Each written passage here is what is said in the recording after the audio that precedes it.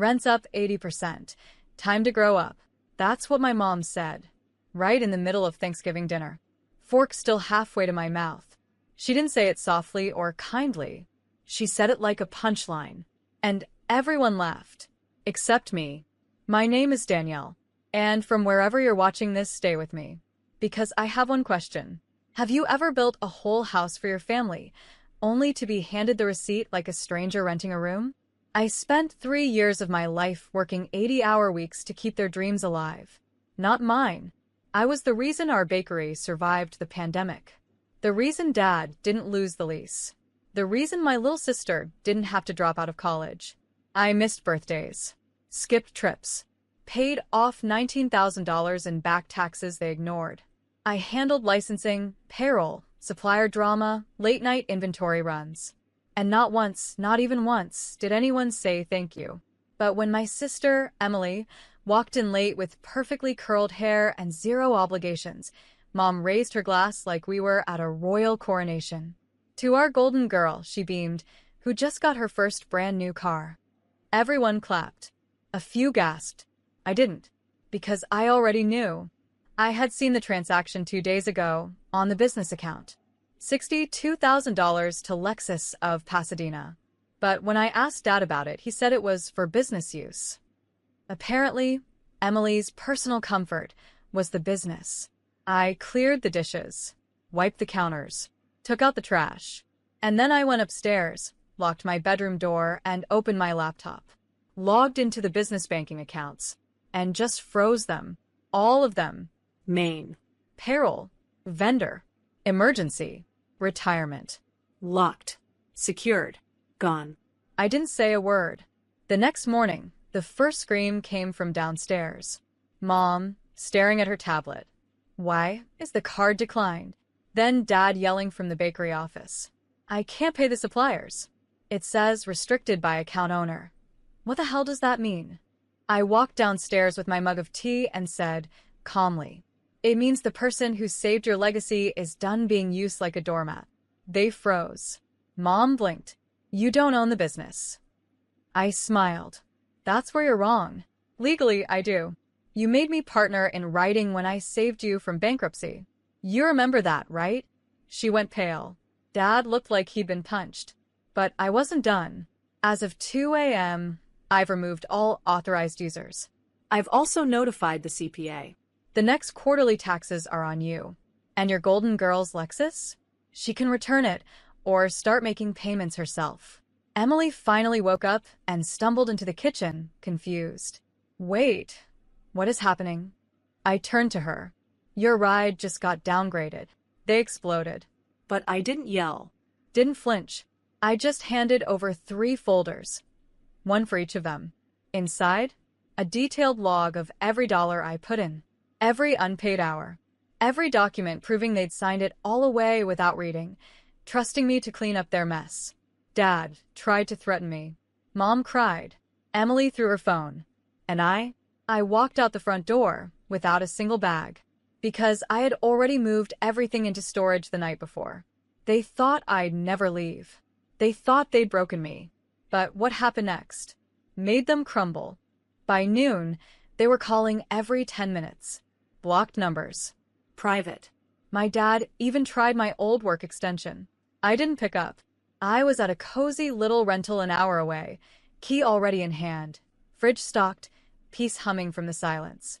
I sat on the floor, opened a carton of lo mein, and watched the text messages pile up. This is outrageous. You're punishing your own family?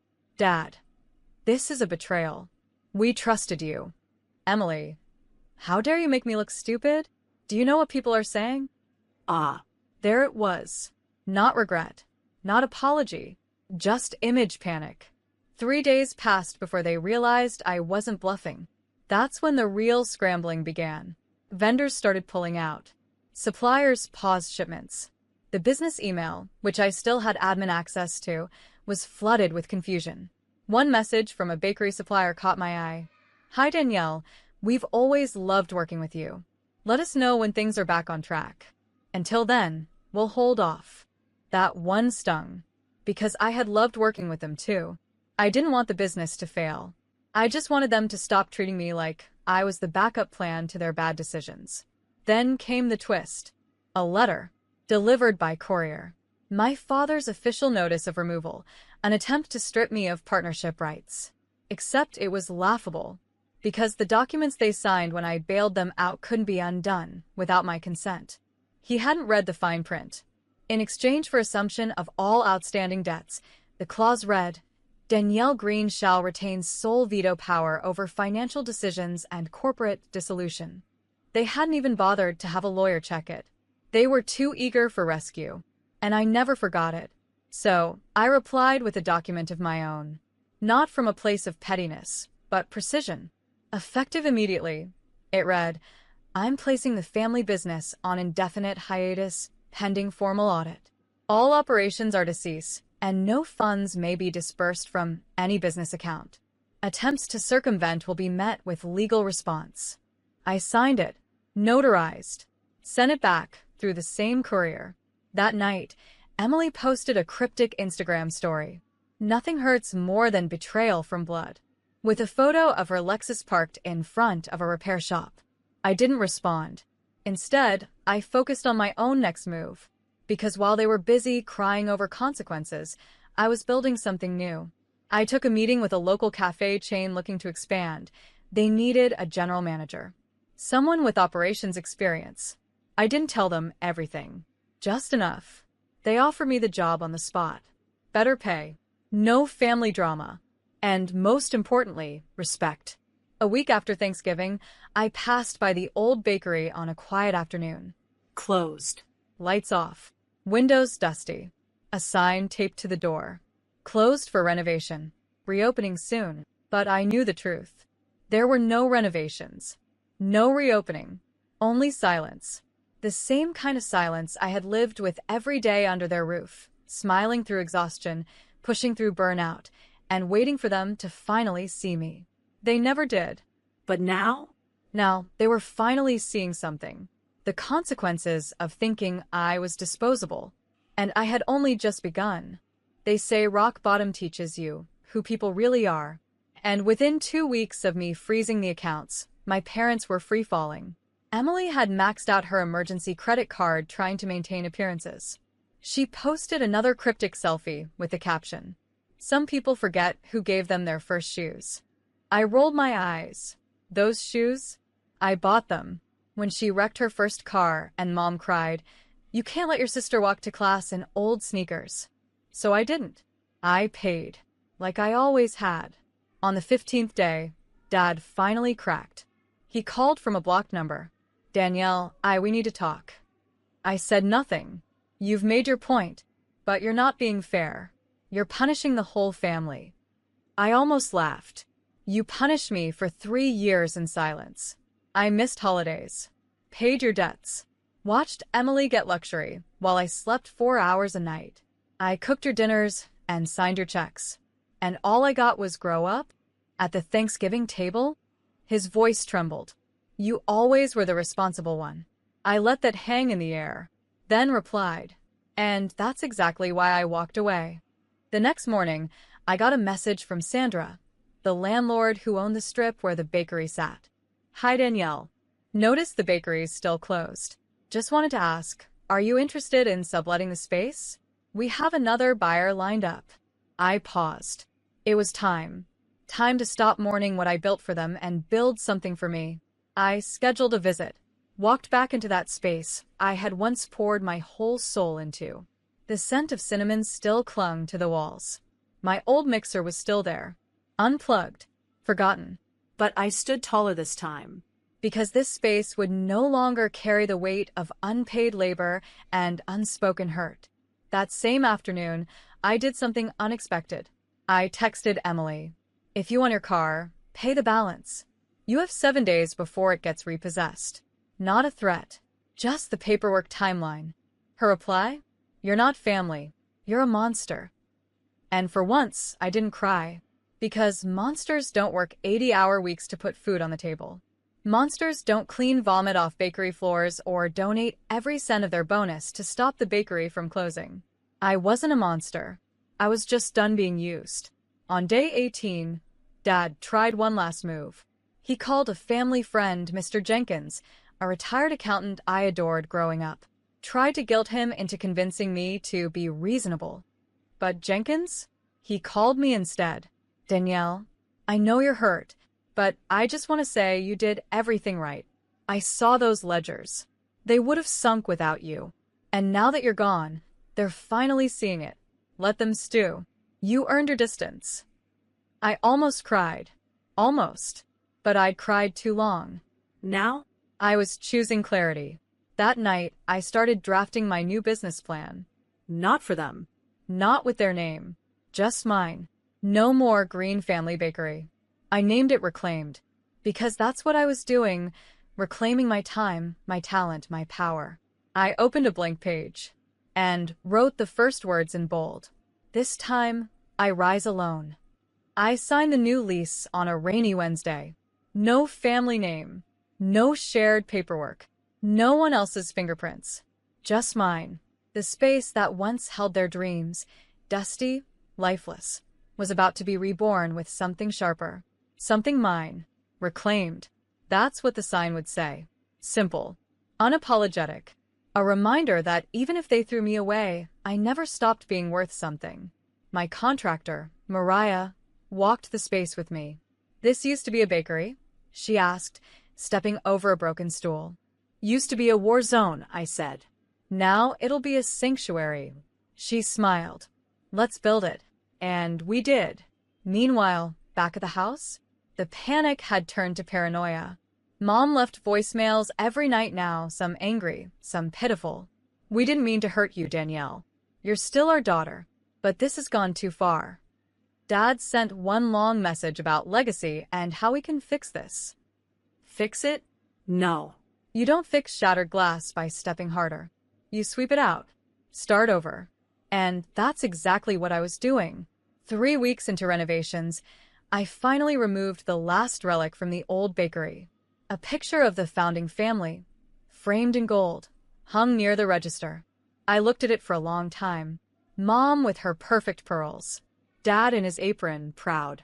Emily posing like she'd ever cleaned a baking sheet. And me. In the corner. Exhausted. Smiling anyway. I took it off the wall, shattered the frame, and left the glass behind. Then I tossed the photo in the dumpster. And didn't look back. Word spread fast in our neighborhood. The family that once acted like royalty had been cut off. Vendors started calling me, asking if I needed anything. Apparently, once people found out I was the one who kept the business alive all those years, the loyalty shifted. One bakery down the block even sent me a congratulations cake when the new signage went up. It said, "To the real boss, welcome back." Then came the press request. A local small business podcast emailed me. "We'd love to interview you about your journey, from burnout to boldness." I almost said no. Then I thought about the women watching. The daughters who give everything and get crumbs. The responsible ones who clean up messes while everyone else gets medals. And I said yes. We filmed in the new space. The counters still half-tiled. The espresso machine not even hooked up yet. But when they asked, what changed? I didn't flinch. The moment I realized I wasn't obligated to suffer just because it was called love. I spoke about labor, respect, emotional theft, quiet revenge. The episode went viral. 2 days later, I got a letter, handwritten, from Mom. We watched her interview. I didn't know you felt that way. I'm sorry. You'll always be welcome here. I didn't write back. Because welcome doesn't mean much when you've already been shown the door. Opening day was coming. The air smelled like fresh paint and cardamom. And for the first time, my name wasn't a footnote in someone else's dream. It was the title, the author, the entire damn book. Next to the register, I placed a small plaque, built by the one they underestimated. I opened the doors to Reclaimed on a Saturday morning. There was no ribbon-cutting ceremony. No overpriced PR campaign. No fake family unity selfie posted for likes. Just me, wearing an apron I actually liked, with real sunlight pouring through the windows. Not fluorescent ceiling bulbs. Not Dad's shadow looming over every tray of croissants. People came. Not because of loyalty to the green name, but because they remembered me. The way I used to remember everyone's coffee orders. The way I made sure every almond loaf was wrapped just right. And maybe, just maybe, because they'd heard what I'd walked away from and were curious what I'd walked into. 2 hours in, Mariah nudged me. Danielle? There's someone outside. I looked up. It was Emily. Standing there in a $1,200 coat she probably hadn't finished paying off. Her makeup perfect. Her pride cracked. She walked in, ignoring the people browsing the pastry shelf, and stared me down like she owned oxygen. "You really did it," she said. "Yeah," I replied, turning to wipe down the counter. "I really did. You could have helped us. Mom's been crying every night. She cried when I bought you those tires, too. Didn't stop her from laughing when they gave you the Lexus." Emily crossed her arms. "You're really going to punish all of us forever?" I looked her dead in the eye. "I'm not punishing anyone. I'm just not volunteering for your games anymore. You're making us look bad." No. "You did that. I'm just not covering it up anymore." She left in silence, but not before pausing at the tip jar. She looked at the sign taped to it. "Tips go to the woman who used to clean the ovens and cry in them." She didn't drop in $1. Didn't need to. Her silence was enough. That night, I stayed late. Alone. Counting receipts, wiping counters, sipping cold chamomile tea. And for the first time in years, I didn't feel empty.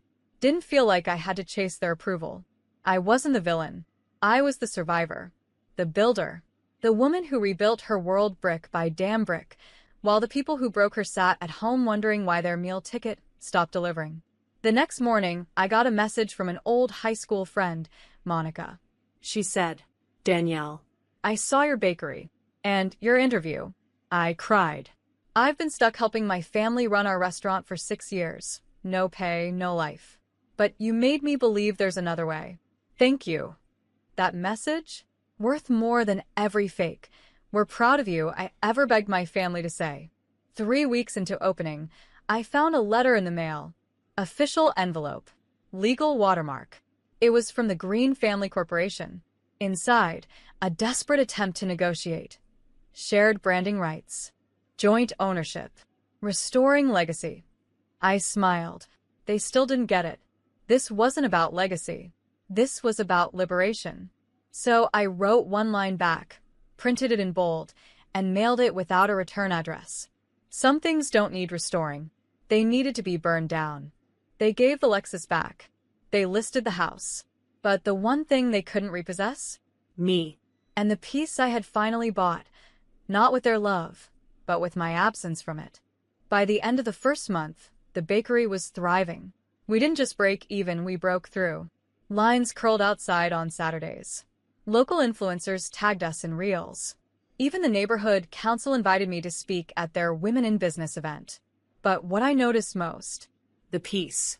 The way no one barged into my office screaming about a missing shipment. No voice demanding, "Where's the spreadsheet?" No Emily asking for just a little transfer. And absolutely no one telling me I was too emotional to run things alone. I was alone, and it was glorious. Then came the silence. For my family, the daily guilt text stopped. The calls ceased. No holiday invites. No Merry Christmas. No, we miss you. Just nothing. At first, it stung. But then I realized something. The quiet wasn't loneliness. It was healing. A month later, I was baking early one morning, sleeves rolled, face powdered with flour, when the bell above the bakery door chimed. It was a woman I didn't recognize. Dressed well, but with tired eyes. She looked around and said, "You're Danielle Green?" I nodded. "I used to work for your parents. I was the cleaner for the bakery. They fired me when I got sick and asked for a day off." My heart clenched. "They said you knew," she added softly. I stared at her. "I didn't. I swear." She smiled gently. "I believe you." I poured her a coffee. On the house. And I promised myself, this place will never run on silence and exploitation. Later that night, I pulled out an old journal from under my bed. The one I used to hide between recipe notes and broken sleep. Page after page of frustration. Things I couldn't say out loud back then. But now? I wrote something new. They used me like a wall, stable, silent, holding up everyone else's weight. But I was never just a wall. I was the foundation. And they forgot that when the foundation walks away, the whole house starts to crumble. I closed the journal, lit a candle, let the words settle. Weeks passed. Winter melted into spring. And then, out of nowhere, a knock on the bakery's back door. I opened it. It was my mother. Gray streaks in her hair now. Eyes not cruel, just tired. She didn't say hi. She just looked past me, into the warmth of the kitchen, and asked quietly, "Is this really all yours?" I nodded once. She took a shaky breath. "We lost the house. Emily moved in with friends. Your father doesn't say much anymore." I waited. "We didn't come here to ask for anything. I wanted to see what you built. I wanted to understand." I stepped outside, shut the door behind me, and faced her. "Understand what, exactly?" "How we lost you." I looked her dead in the eyes. "You didn't lose me. You gave me away every single time you laughed at my exhaustion, dismissed my effort, and praised the ones who did nothing." She blinked. Didn't deny it. Didn't cry. Didn't beg. Just nodded.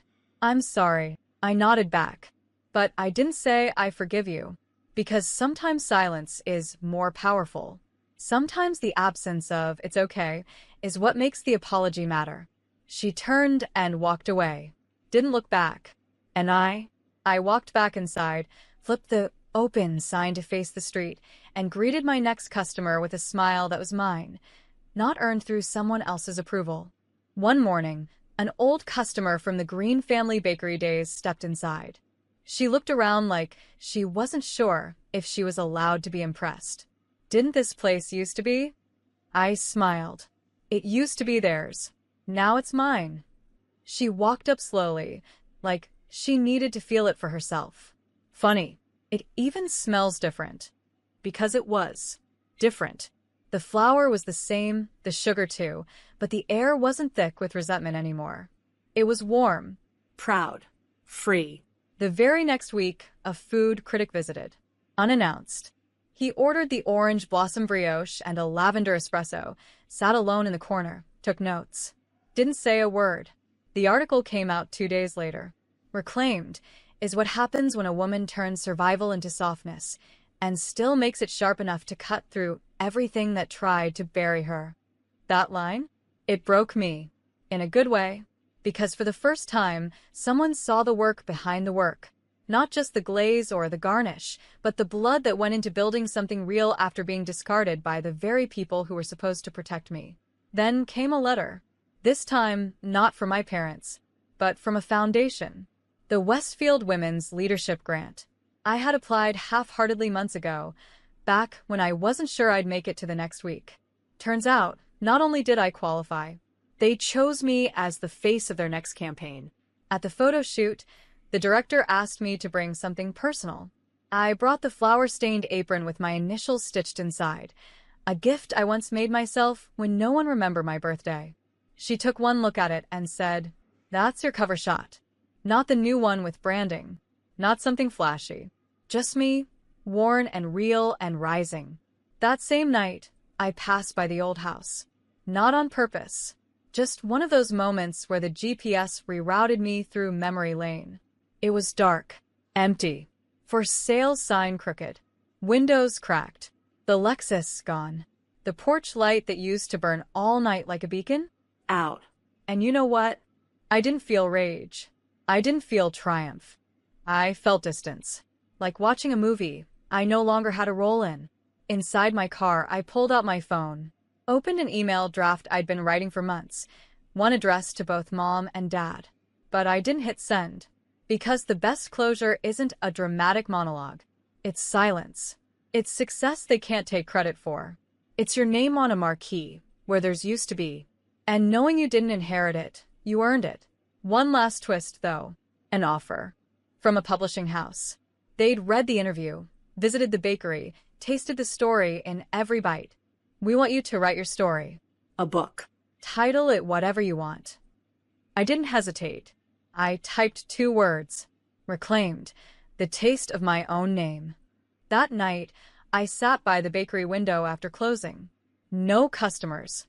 No orders. Just me, holding a cup of tea with both hands, staring at the sign glowing softly on the glass. My reflection looked back at me.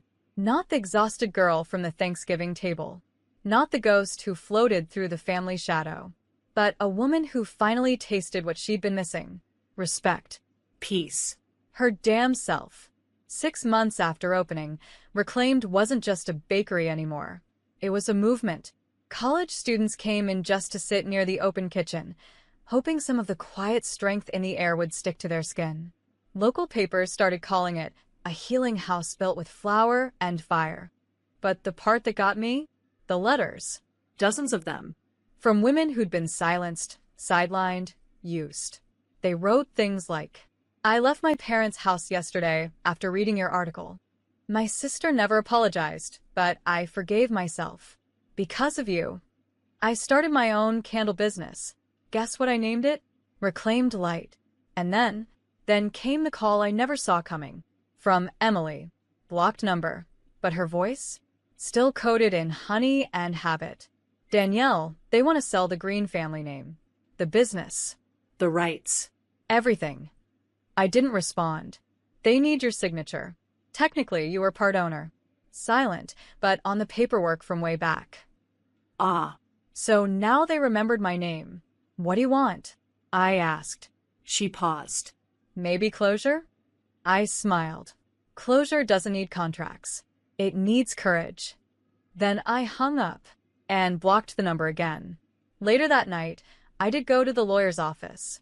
But instead of fighting over ownership, I surrendered my rights. Legally severed ties to the Green family business. It wasn't weakness. It was power. Because when you don't want the crown anymore, no one can force you to kneel. A week after that, a woman walked into the bakery. Middle-aged. Warm smile. Sharp eyes. She introduced herself as a rep for a regional grocer. We'd like to carry your goods. Lavender pound cake. Cardamom scones. Whatever you recommend. She paused. Also, would you be interested in teaching a workshop? A workshop. Me. The family joke, according to Mom. The one who wasn't worthy of a Lexus or a compliment. Now being asked to teach. I hosted my first workshop a month later. 10 women showed up. Nervous. Tired. Soft-spoken. I opened with just one sentence. No one here is a burden. You're not too much. You're not a mistake. You're a beginning. They cried. I cried too. But we still baked the hell out of some ginger cakes. Last week, someone stopped me on street. Teenage girl. Hoodie. Big eyes. She held out her phone and said, Are you the bakery woman? The one whose parents ditched her? I laughed. Something like that. She smiled. You're kind of famous. In a good way. I asked her name. Taylor. I told her she had the name of a storm, and she smiled wider. That night, I finally walked into my home, and looked around. No inherited furniture. No gilt-laced wallpaper. Just sunlight on the counter. A warm mug on the table. Peace that didn't need permission.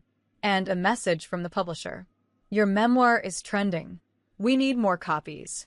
Congratulations, author. I didn't cry. I just whispered into the quiet. You did good, Danielle. You really did. At the next Women in Business gala, they handed me an award. Glass. Elegant. Heavy. It read, Reclaimed, for turning silence into story, and story into strength. I gave a short speech. No bitterness. No shame. Just truth. Sometimes the best revenge isn't revenge at all. It's peace. It's having nothing to prove. It's walking away and never looking back because you don't need to. You already won. And the whole room stood up, clapping. Not for the girl they used to overlook, but for the woman no one could ignore anymore.